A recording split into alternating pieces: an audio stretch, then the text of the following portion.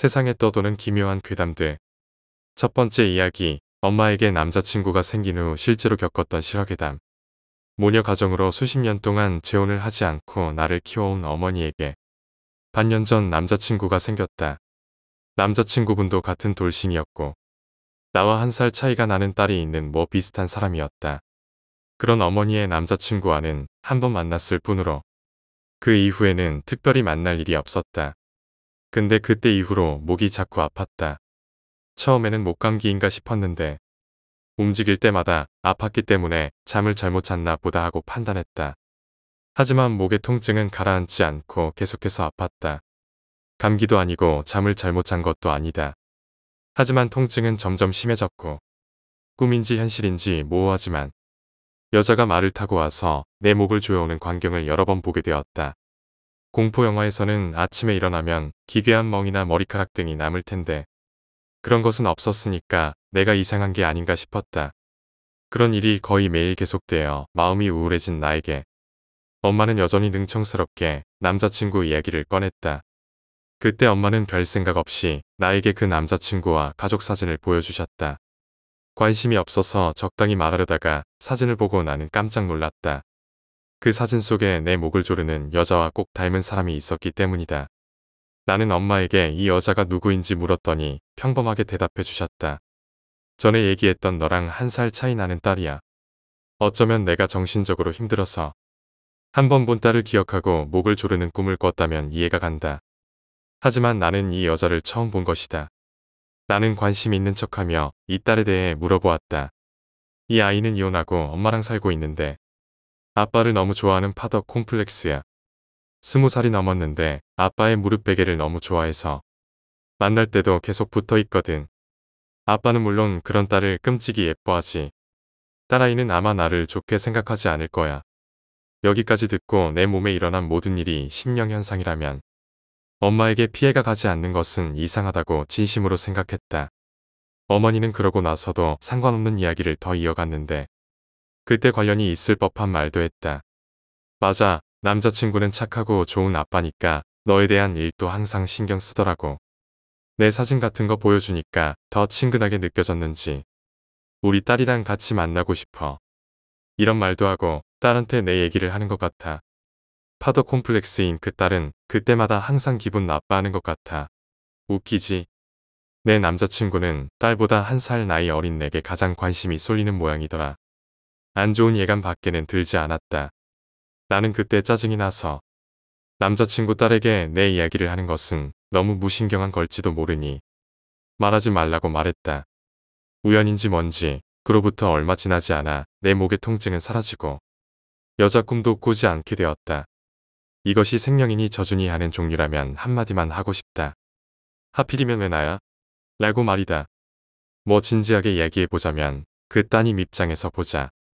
너는 아버지의 딸이라는 자리를 위협하는 존재니까 말이야. 어머니보다 너에게 오히려 더 감정적인 위협을 느끼는 것이 이상하지 않아. 파더 콤플렉스라고 한마디로 말하지만 그것은 콤플렉스 심적 복합체의 일종으로 심층 심리가 복잡하게 얽힌 심리 상황이니까 말이야. 아마 겉의 의식으로는 너와 사이좋게 지낼 수 있을지도 모르지만 계속해서 심층 의식을 자극하면 어떻게 될지 모르겠다. 아버지 쪽과는 의식해서 일정한 거리는 두는 것이 좋을 것 같아. 그 부분은 미리 엄마도 이해해달라고 하는 편이 좋을지도 모르겠어. 두 번째 이야기, 살인마. 난 살인자다. 그것도 2손가락에 다 담지 못할 만큼 많은 생명을 앗아간 연쇄살인자. 나는 주로 살 날이 얼마 남지 않은 노인을 죽인다. 노인의 나지막한 호흡을 막고 고통을 느낄 새도 없이 죽음에 이르는 약품을 혈관에 흘려보낸다. 고객들은 나의 빠르고 깔끔한 일 처리에 모두 감사를 표한다. 그저 먹고 살기 위해 하는 것이니 보람이 느껴지진 않는다. 오늘의 타깃은 10살짜리 여자아이다. 흔치 않은 일이었지만 새삼스러울 것은 없다. 이미 나는 아이도 죽여보았다. 숱하게. 나는 늘 하던 것처럼 아이가 누워있는 침대로 향한다. 나의 고객, 다시 말해 그 엄마가 옆에서 조용히 나를 반긴다. 나는 고객의 의사를 한 번 더 확인하고 희미한 끄덕임의 주사기를 꺼낸다. 아이의 두부처럼 연약한 피부를 수월하게 뚫고 들어간 주사기의 액체가 점점 그 얇디 얇은 혈관으로 흘러들어간다. 주사기의 눈금이 낮아질수록 아이의 심장으로 더 많은 독이 가닿을 것이다. 용액이 전부 들어가고 채 5분이 지나지 않아 아이는 죽는다. 자신이 죽는다는 것도 모른 채 말이다. 나는 머리를 흔든다. 이런 생각을 하면 오래 해먹을 수 없는 직업이다. 이윽고 여린 한 줌의 마지막 숨을 토해낸 후 아이는 완전한 죽음을 맞이했다. 나는 시계를 쳐다보고 언제나와 같은 선고 문구를 주절거린다. 고객은 감사 인사를 하려는 듯 입을 열었다가 그대로 엎어져 생전의 온기가 그대로 남은 딸의 시체를 안고 울기 시작했다. 나는 반쪽이 되어버린 모녀를 뒤로하고 하얀 가운을 흩날리며 바로 병실을 떠났다. 죽음에 대한 애도는 살인자의 몫이 아니니까. 그 등의 존엄과 안락이라는 위선을 짊어지고 별 보람도 없이 그저 먹고 살기 위해 사람을 죽인다. 어제도 오늘도 아마 내일도 나는 살인자다. 세 번째 이야기, 끝없는 죽음. 지난 한 달 동안 친한 친구 3명이 사망했다. 한 명은 가족과 등산을 갔다가 절벽 위에서 떨어져 추락사했고 한 명은 아파트 계단을 굴러 머리가 깨져 죽었다. 그리고 어제 석준이가 교통사고를 당했다. 믿기지 않는 일이었다. 어떻게도 설명을 할 수가 없는 비극이었다. 이번 장례식장도 통곡의 도가니였다. 벌써 한 달 새에 세 번째 오는 장례식장이었지만 도무지 적응이 안 된다. 바람을 쐬기 위해서 밖으로 나왔다. 비가 한바탕 퍼붓고 있었다. 의자에 앉아서 구름 낀 하늘을 바라보고 있는데 성훈이가 옆자리에 앉았다. 성훈이는 이제 마지막 남은 친구였다. 함께 몰려다니던 나머지 셋은 더 이상 존재하지 않았다. 성훈이가 말을 꺼냈다. 이게 말이 될까? 한 달 동안 3명이 죽었어. 뭔 일이냐 도대체? 착잡한 심정이었다. 어찌해야 한 달간 친구 3명이 세상을 떠날까? 수도 없이 고민을 해봤다. 하지만 친구들이 죽은 데에는 특별한 이유가 없었다. 그저 재수없게 사고를 당해서 죽은 것이었고 시기가 비슷할 뿐이었다. 결론은 하나였다.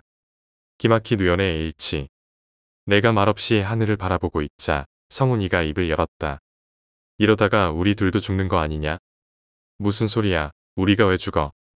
맨날 5명에서 같이 붙어 다녔잖아. 다음 차례는 너랑 나일지도 몰라. 헛웃음이 나오는 소리였지만 성훈이의 표정은 진지했다. 성훈이가 다시 말을 꺼냈다. 혹시 그 일 때문이 아닐까? 무슨 일? 5이서 지하 주차장에서 불장난했잖아. 말이 안 되는 소리였다. 나는 고개를 저으면서 그날 일을 떠올렸다. 우리는 지하 주차장을 지나다가 휴지 조각 몇 개와 박스 한 개를 라이터로 태웠다. 갑자기 어디선가 펑 하는 굉음과 불길이 치솟았다. 나와 친구들은 뒤도 안 돌아보고 정말 미친 듯이 달렸다. 지하 주차장에서 빠져나와 근처의 놀이터까지 도착하고 나서야 뛰는 걸 멈췄다. 우리의 의견은 모두 엇갈렸다. 누구는 불길이 치솟는 걸 봤다 하고 누구는 굉음만 들렸다고 했다. 난 불길을 본 쪽에 속해 있었다. 펑하는 소리에 아드레날린이 너무 많이 분비되어 정신이 없었지만 흘끗 봤을 땐 분명히 뭔가가 터져서 폭발했다. 일단 친구들과 이 사건을 누구에게도 말을 하지 않기로 약속했다. 그 뒤로 며칠간 학교에서 그 이야기를 일절 꺼내지 않았지만 참을 수가 없었다. 범인이 사건 현장에 다시 나타난다는 속담처럼 우리는 그 지하 주차장으로 향했다. 놀라울 정도로 멀쩡한 상태였다. 경비원 아저씨에게 여기서 무슨 사건이 없었냐고 여쭤보니까 전혀 없다고 했다. 뉴스나 신문을 보아도 마찬가지였다. 말 그대로 지하 주차장에서는 아무런 일이 일어나지 않았었다. 굉음과 폭발을 본 게 미스터리였지만 우리는 안도했고 그 사건을 잊었다. 걱정스러운 표정을 짓고 있는 성훈이에게 말했다. 불장난이랑 애들이 죽은 게 무슨 상관이야? 게다가 그때 아무런 일도 없었잖아. 그렇긴 한데 우리 5명에서 잘못한 건 그거 하나니까. 그래서 고작 불장난 때문에 벌이라도 받는다는 거야. 성훈이는 진심으로 그렇게 생각하는 듯 보였다. 대화를 더 나누면 스트레스만 받을 것 같았다. 들고 있던 우산을 펼쳤다. 이만 갈게. 애들이 죽은 건 그냥 사고니까 너무 걱정하지 마. 빗줄기를 뚫고 집으로 돌아왔다. 어머니는 어렸을 때 돌아가셨고 아버지는 출장을 멀리 나가셔서 집에 없었다. 불을 켜고 게임을 하고 있는데 스마트폰 진동이 울렸다. 화면을 보니 성훈이었다. 잠시 고민을 하다가 전화를 받자 성훈이의 목소리가 들려왔다. 나 너희 집 가도 되냐? 왜? 할 말이 있어서. 아까처럼 이상한 소리 할 거면 절대 오지 마. 알았어, 안 할게. 치킨 사갈 테니까 밥 먹지 마. 나는 알겠다 말하고 전화를 끊었다. 그리고 게임을 다시 집중해서 하기 시작했다. 시간이 얼마나 흘렀을까? 문득 시계를 보니 저녁 9시였다. 성훈이는 온다고 했으면서 뭐하고 있는 거지? 3시간이 지났는데도 깜깜무소식이다. 전화를 걸어봤지만 성훈이의 스마트폰은 꺼져 있었다. 치킨 사온다길래 기다렸구만. 왜 안 와? 배에서 꼬르륵 꼬르륵 소리가 났다. 이럴 줄 알았으면 진작 밥을 먹을걸. 전기밥솥을 열어봤지만 밥이 하나도 없었다. 어쩔 수 없이 편의점에 가서 라면을 사와야만 했다. 밖은 여전히 비가 쏟아지고 있었고 부는 바람은 한층 거칠어진 상태였다. 우산을 펼치고 걸어 나갔지만 빗방울이 사선으로 떨어져 온몸이 젖었다.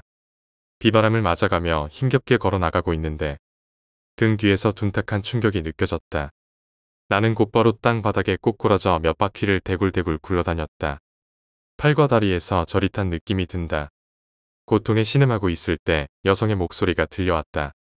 학생, 뭐 하는 거야? 위험하게 아이랑 부딪히면 어떡해. 고개를 들어보자 한 꼬마가 내 옆에서 울고 있었다. 그나저나 저 아주머니가 무슨 소리를 하는 걸까? 꼬맹이가 등 뒤에서 몸통 박치기 하는 걸 어떻게 피해? 뭐라고 말을 하려고 했지만 아주머니는 씩씩거리며 아이의 손을 잡더니 순식간에 사라져버렸다. 욕을 내뱉으며 몸에 묻은 흙을 털어내고 일어섰다.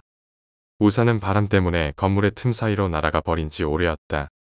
잠시 고민하다가 우산을 찾고자 발걸음을 옮겼다. 건물의 틈에는 보일러 가스가 많이 떠다녀서 한 치 앞도 안 보였다. 만약 틈이라도 넓지 않았다면 미련 없이 돌아갔을 것이다. 두리번거리며 우산을 찾고 있을 때 어디선가 퍽퍽하는 소리가 들려왔다. 보일러 소리인가 싶어서 계속 걸러가고 있는데 내 눈이 커다래졌다. 한 남성이 벽돌로 무언가를 내려치고 있었다. 저게 뭐하는 거지? 의문을 가진 순간 보일러 가스가 거쳤다. 남성이 벽돌로 치고 있는 것은 사람이었다. 주변이 온통 피투성이었고 시퍼렇게 빛나는 칼도 한자로 보였다. 이럴 수가. 심장이 미친 듯이 펌프질을 하기 시작했다. 나도 위험할 수 있다는 사실에 눈앞이 새하얘졌다. 천천히 뒷걸음질로 건물의 틈에서 빠져나왔다. 다행히 그 남성은 단 한 번도 뒤를 돌아보지 않았다. 나는 정신없이 집까지 달려왔다. 흠뻑 젖은 옷을 아무데나 벗어던지고 침대 위에 누웠다. 방금 누군가가 사람을 죽이는 장면을 보았다. 조그만 범죄도 목격한 적이 없었는데 살인이라니 손이 덜덜 떨렸다. 스마트폰으로 112를 입력했다가 지웠다가를 계속 반복했다. 신고를 해야 맞는 것이었지만 보복이라도 당할까봐 무서웠다. 결국 뜬 눈으로 밤을 지새웠다. 먹은 것이 없고 잠을 못 잤음에도 신기할 정도로 정신이 말똥말똥했다. 화장실을 가려고 침대 위에서 일어선 순간 스마트폰이 울렸다. 화면을 보니 성훈이의 어머니였다. 통화 버튼을 눌렀다. 재훈아, 성훈이가 어제 저녁에 나가서 안 돌아왔거든. 혹시 같이 있니? 같이 안 있어요. 어제 집에 안 들어갔나요? 응. 연락도 안 되네. 성훈이 만나면 전화 좀 해줄래? 그러겠다고 말씀을 드린 뒤 전화를 끊었다. 다시 신고를 할까 말까 고민하는데 등줄기가 서늘해지는 게 느껴졌다.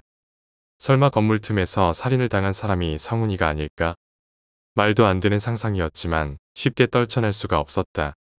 실제로 어제 성훈이는 우리 집에 오다가 연락이 끊겼으니까. 성훈이가 장례식장에서 했던 말도 자꾸만 떠올랐다. 다른 애들처럼 우리도 죽는 거 아니야? 머리가 혼란스럽다. 하지만 친구가 살인을 당했을지도 모르는데 도저히 가만히 있을 수 없었다. 나는 경찰에 전화를 해서 건물 틈에서 보았던 일을 설명했다. 친구가 사라졌다는 얘기도 덧붙였다. 30분 정도 후 경찰관 2명이 집으로 찾아왔다. 자신을 유호진이라고 소개한 경찰관이 말했다. 말씀하신 곳을 조사해봤는데 특별한 건 발견이 되지 않았습니다. 확실히 본 게 맞으십니까? 맞아요. 어둡고 보일러 연기 때문에 잘은 안 보였지만 확실해요. 그렇군요. 근방에 CCTV를 살펴보면 뭔가 나올지도 모릅니다. 류호진이 명함 한 장을 건네줬다. 범인의 인상착의가 떠오르시면 연락주세요. 그리고 친구분은 너무 걱정하지 마세요. 아마도 가출일 겁니다.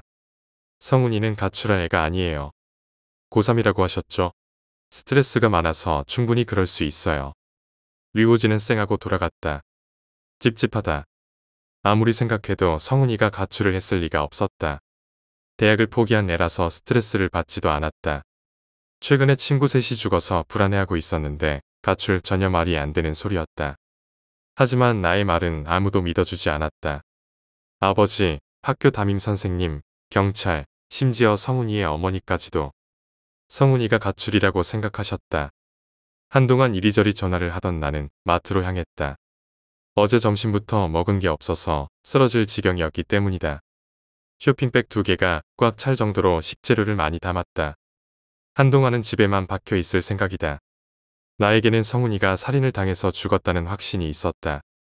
이제는 괜히 밖을 돌아다니기가 무서웠다. 정말 성훈이의 말대로 5명이 모두 죽을 것만 같았다. 쇼핑백을 들고 집으로 향하고 있을 때 류호진에게 전화가 왔다. 그 장소에서 CCTV에 찍힌 게 전혀 없네요. 정말 살인을 목격한 게 맞으십니까? 맞아요. 당시에 비가 많이 오고 날이 어두워서 잘못 봤을 수도 있습니다. 찾아보니까 한 달 새에 친구들이 많이 사망했던데 잘못 본 게 아닙니까? 뒷골이 아팠다. 아니요. 확실해요. 두 눈으로 똑똑히 봤어요.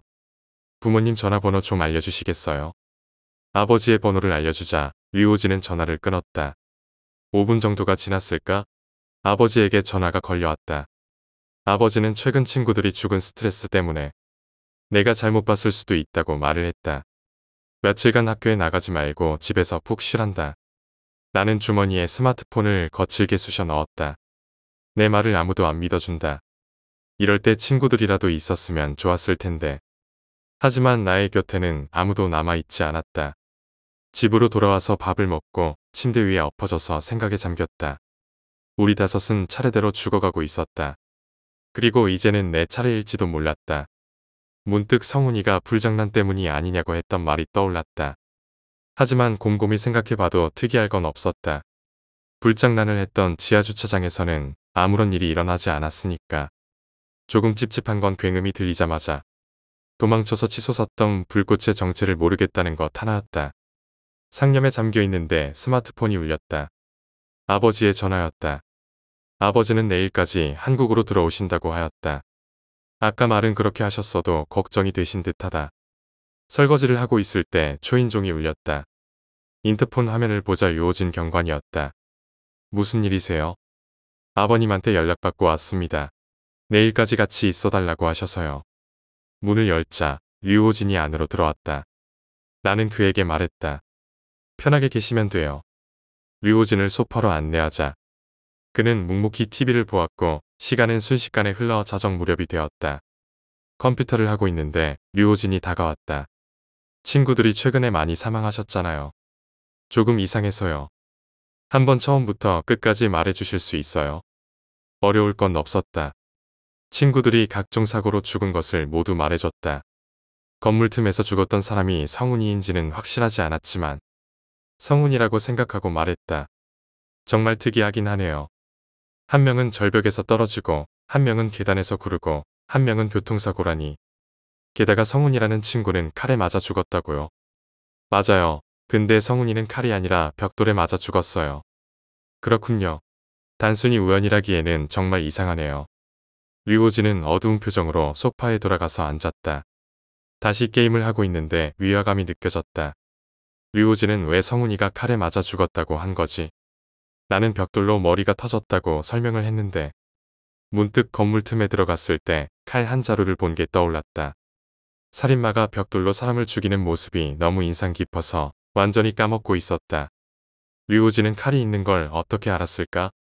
경찰은 건물 틈에서 발견된 흔적이 없다고 했고 CCTV에도 찍힌 게 없다고 했다.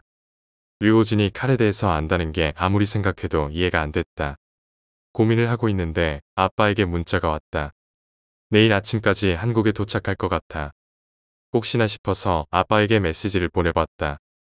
경찰한테 우리 집 와달라고 했어? 그런 적 없는데. 등골이 오싹했다. 그러면 류호진은 도대체 왜 온 거지? 방문 사이로 흘끗 류호진을 쳐다보았다. 그는 소파에 누워서 TV를 보고 있었다. 도통 무슨 상황인지 모르겠다만 위험할지도 모른다는 생각이 자꾸만 들었다. 류호진이 화장실로 향하자 나는 방을 뛰쳐나와 현관 앞까지 달려갔다. 그리고 밖으로 나가려고 했으나 어찌된 일인지 문이 안 열렸다. 손잡이는 계속 헛돌았다. 등 뒤에서 류호진의 목소리가 들려왔다. 눈치챘네. 그의 주머니에서 긴 칼이 뽑아져 나왔다. 왜 이러세요? 류호진이 천천히 다가오기 시작했다.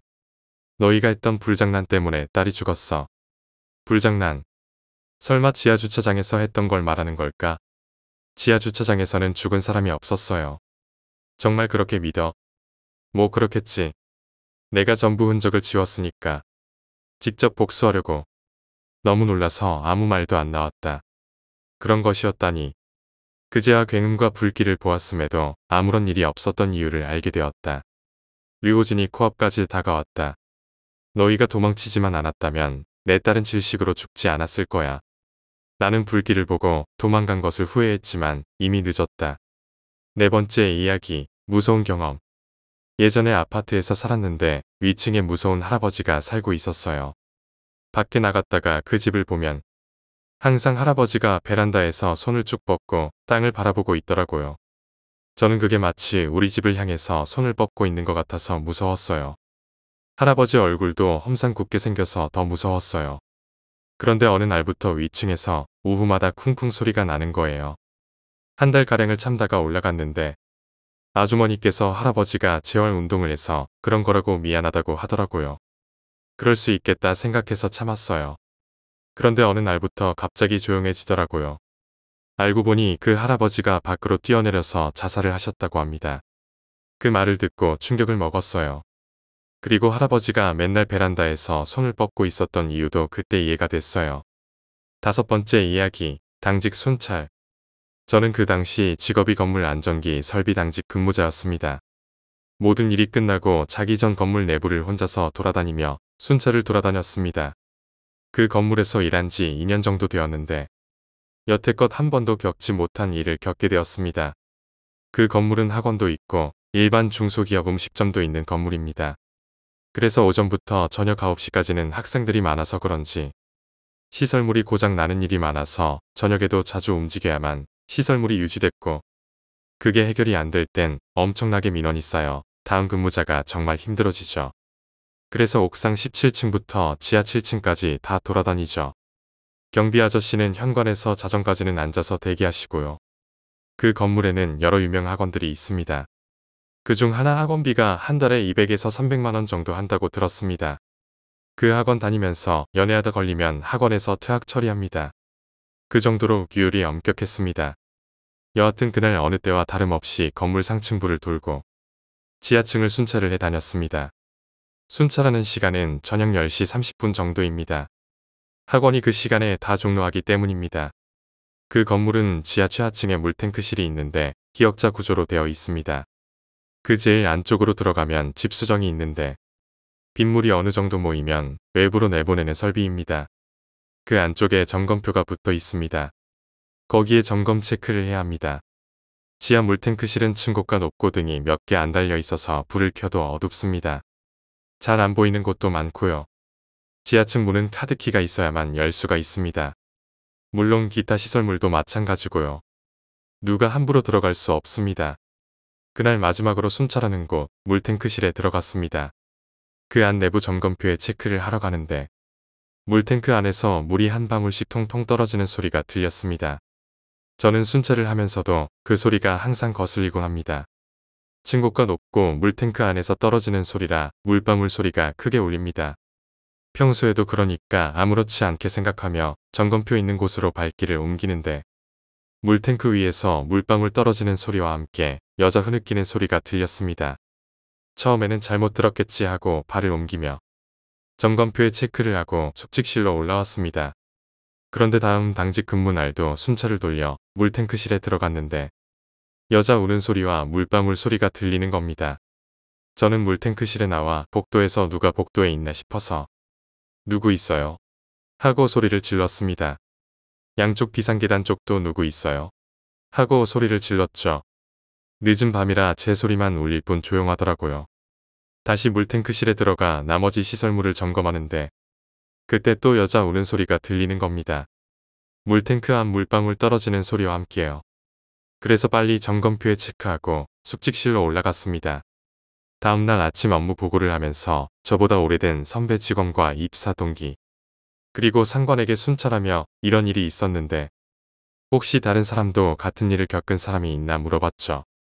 그런데 물방울 소린 들어봤어도 여자 우는 소린 들어본 적 없다 그러고 여태 있었던 직원들도 마찬가지고요. 그렇게 4주 정도 지난 후 저랑 같은 입사 동기가 아침에 다 모여서 업무 보고를 하는데 본인도 전일 저녁에 여자 우는 소리를 들었다고 합니다. 전부 심각한 표정을 짓고 있는데 그날은 선배 직원이 당직이라 자기가 한번 확인해 보겠다고 했습니다. 그런데 그 선배도 그날 저녁에 여자 우는 소리를 듣고 혹시나 해서 CCTV로 검색을 해봤다고 합니다. 그 말을 하며 시 굳더라고요.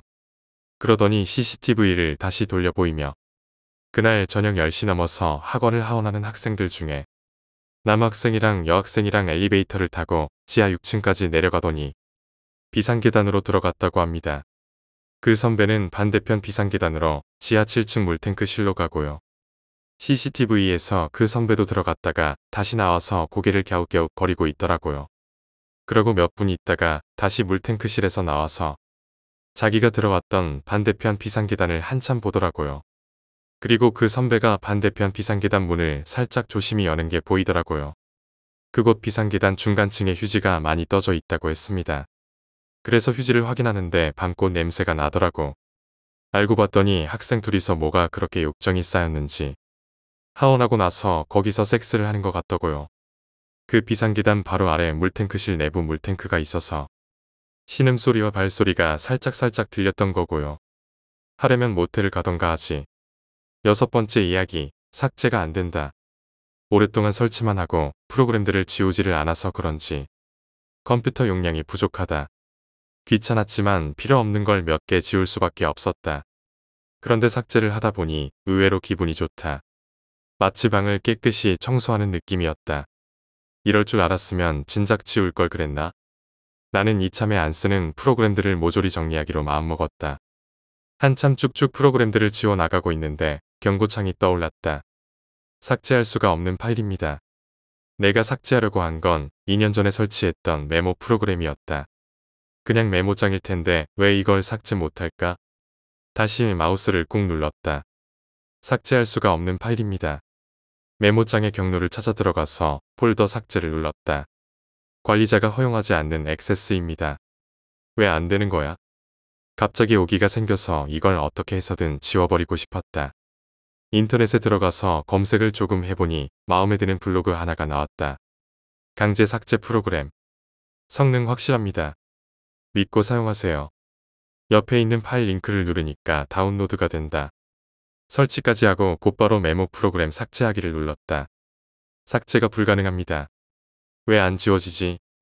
삭제 프로그램 성능이 좋다더니 영 별로였다. 나는 어쩔 수 없이 다른 프로그램들을 찾아봤지만 전부 안 됐다. 한 프로그램은 바이러스이길래 시간만 날렸다. 내 손가락이 계속해서 움직였다. 이걸 없애야 한다. 이걸 없애야 한다 이런 생각으로 너무 화가 났다.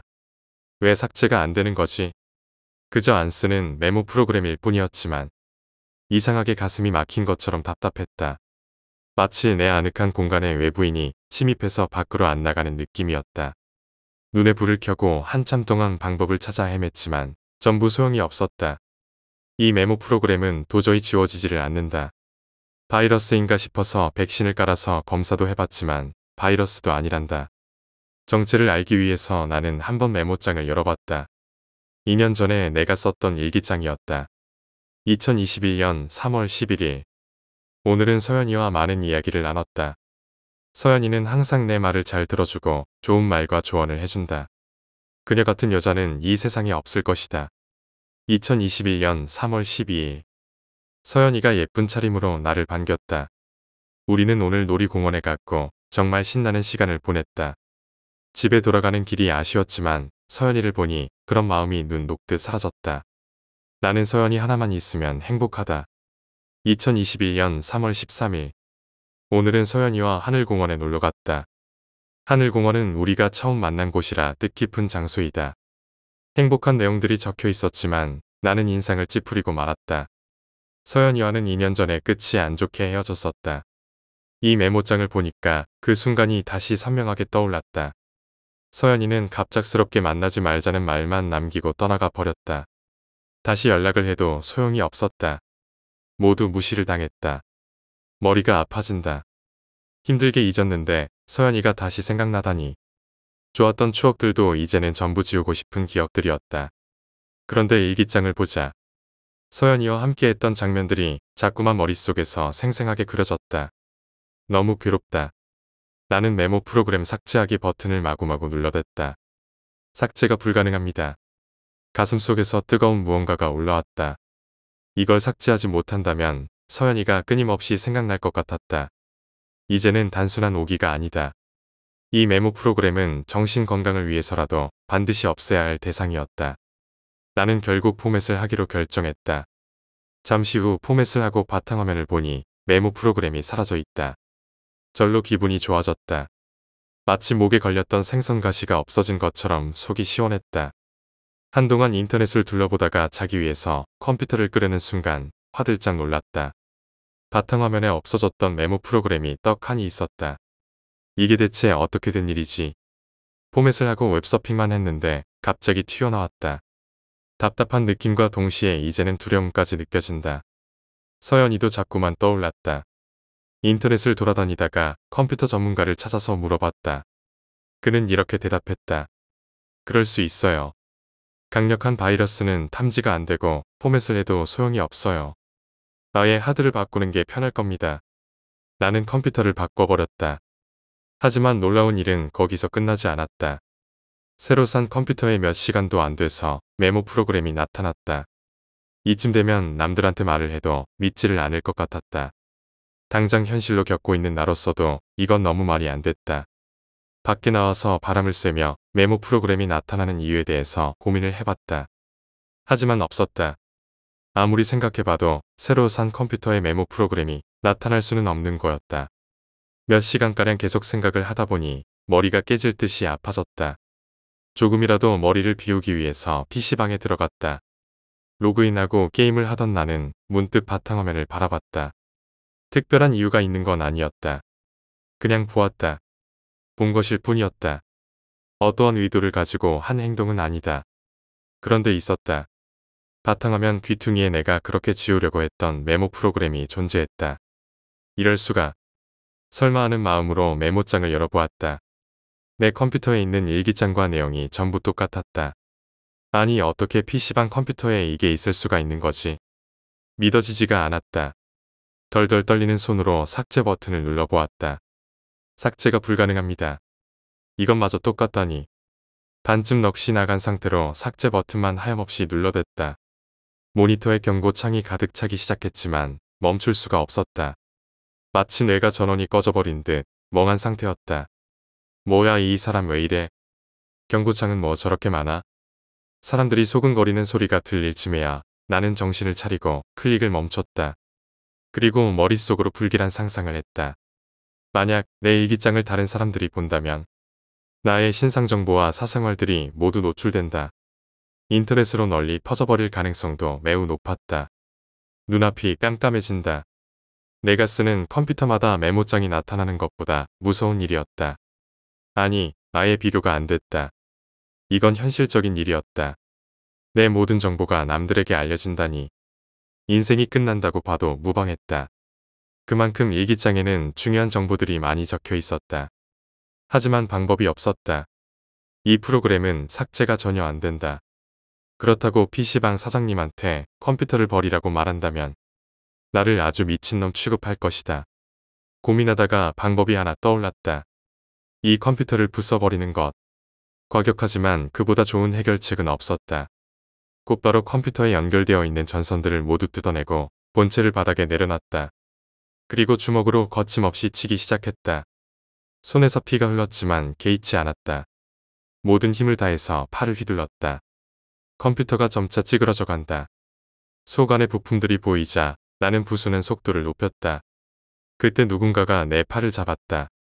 뭐 하시는 거예요? PC방 아르바이트생이었다. 그가 나를 막아 세우는 걸 충분히 이해했지만 나의 인생이 걸린 문제다. 절대로 멈출 수는 없었다. 나는 아르바이트생을 밀쳐내고 컴퓨터를 계속해서 부쉈다. 이제 부품까지 부수려고 하는데 남성 서너 명이 와서 팔을 붙잡았다. 그만해요. 뭐 하는 겁니까? 시간은 더 필요하다. 컴퓨터 부품은 아직 손도 대지 못했다. 남성들의 손아귀에서 벗어나려고 했지만 도무지 놔주지를 않는다. 이대로 포기할 수는 없었다. 신상 정보와 사생활이 인터넷에 퍼져 사람들의 웃음거리가 되고 싶지 않았다. 바닥에 떨어져 있는 컴퓨터 케이스에 파편을 주워들었다. 그리고 내 팔을 잡고 있던 한 남성의 복부에 쑤셔 넣었다. 쓰러지지 않기에 한 번 더 찔렀다. 그제야 남성이 바닥으로 꼬꾸라졌고 사람들은 비명을 지르며 나에게서 멀리 떨어졌다. 사람을 찔렀어. 무시하고 컴퓨터의 주먹과 발을 계속 휘둘렀다. 운동 부족이었는데 갑자기 많이 움직여서 그런 걸까? 아니면 손에서 많은 피를 흘려서 그런 걸까? 어느 순간부터 갑자기 어지러움이 느껴졌다. 정신을 차리려고 애를 썼지만 의식은 점차 흐려져 갔다. 나는 마지막 순간까지도 컴퓨터를 부쉈다. 다시 정신을 차렸을 때 병원 침대 위에 누워 있었다. 주변에는 경찰 제복을 입은 사람들이 우글우글했다. 내가 눈을 끔뻑이고 있자 한 경관이 다가왔다. 당신이 흉기로 찌른 사람이 어떻게 된지 아십니까? 케이스 파편으로 찌른 걸 말하는 건가? 내가 고개를 젓자 경관이 대답했다. 죽었습니다. 도대체 왜 그런 짓을 한 겁니까? 이럴 수가. 그 사람이 죽었다고. 머리가 아파졌지만 그것보다 훨씬 중요한 게 있었다. 경찰관에게 조심스럽게 말했다. 혹시 메모 프로그램을 발견했나요? 그게 무슨 소리입니까? 경관들이 어리둥절해하는 표정을 보니 내 일기장에 대해서는 전혀 모르는 눈치였다. 다행이다. 나는 안도의 한숨을 내쉬었다. 7번째 이야기, 이상한 병. 어느 날부터 사람들 사이에 이상한 병이 유행하기 시작했다. 이른바 벚꽃병. 병에 걸린 사람의 몸에서 떨어져 나간 각질과 머리카락이 벚꽃이 되어 흩날리기 시작한다. 그리고 끝내 그 수명이 닿으면 각질과 머리카락뿐만이 아니라 서서히 온몸이 무너져 한 줌 벚꽃이 되어 흩날리는 병이었다. 조금 찝찝하긴 해도 서서히 벚꽃이 되어 죽음에 이르는 병이 아니라 죽으면 벚꽃이 되는 병이었기에 다소 생활에 불편함이 있어도 몇몇 사람들은 그 병을 부러워하기도 하고 누군가는 병에 걸린 것을 자랑스럽게 말하고 다니기도 했다. 나 역시 한때는 그 병에 걸린 사람들을 부러워한 적이 있었다. 방 곳곳에 지저분한 머리카락이 아니라 향긋한 벚꽃이 떨어져 있어 분위기가 산다는 이야기나 사시사철 벚꽃 구경을 할 수 있다는 이야기. 그리고 죽어 추한 인간의 육신이 아닌 화사한 벚꽃잎으로 화려하게 휘날릴 수 있다는 이야기가 나를 들뜨게 했었다. 그런 나의 마음을 바꾼 것은 언제나와 같은 혼잡한 출근길에서 있었던 일이었다. 늦잠을 자서 조금 서두르고 있던 출근길 사거리 횡단보도 앞에서 많은 사람들이 모여 수군대고 있었다. 급한 마음에 생각 없이 그 틈을 비집고 들어가자 비로소 나의 눈에도 그 광경이 비치기 시작했다. 도로 한복판에 부자연스럽게 멈춰있는 트럭. 그 앞에서 어떤 여자가 서럽게 울며 필사적으로 뭔가를 긁어 모으고 있었다. 흥건하게 고여있는 피 웅덩이 앞에서 그녀가 손톱이 부서져라 긁어 모으고 있는 그것은 벚꽃이었다. 그녀는 피에 물든 조그만 아동복의 팔다리에서 흘러내리는 벚꽃들과 작은 피 연모 그리고 도로에 나부끼는 벚꽃 조각들을 미친 듯이 긁어 모았다. 한겨울에 흩날리는 벚꽃 그리고 벚꽃이 속절없이 새어나오는 아이의 옷을 끌어안고 짐승처럼 울부짖는 여자. 그 비일상적인 광경에 모여든 사람들. 차에서 내려 머리를 긁고 있는 운전자도 그리고 출근이 늦은 나마저도 아무것도 아무 말도 던지지 못하고 그 자리에 얼어있을 뿐이었다. 그러다 일순 한 줄기의 강풍이 불어 순식간에 그녀가 필사적으로 붙들고 있던 벚꽃 조각들을 하늘로 날려보냈다. 그녀는 벌떡 일어나 하늘 높이 사라지는 벚꽃을 향해 손을 뻗으며 한 걸음, 두 걸음을 비척거리며 걸어가다 그 자리에 주저앉아 혼절해버렸다. 난 그제야 겉보기에 화려하고 로맨틱하기만 한 그 현상에 병이라는 이름이 붙은 이유를 알 수 있었다. 그날 이후 나는 더 이상 몸에서 벚꽃이 날리는 사람들을 부러워하지 않게 되었다.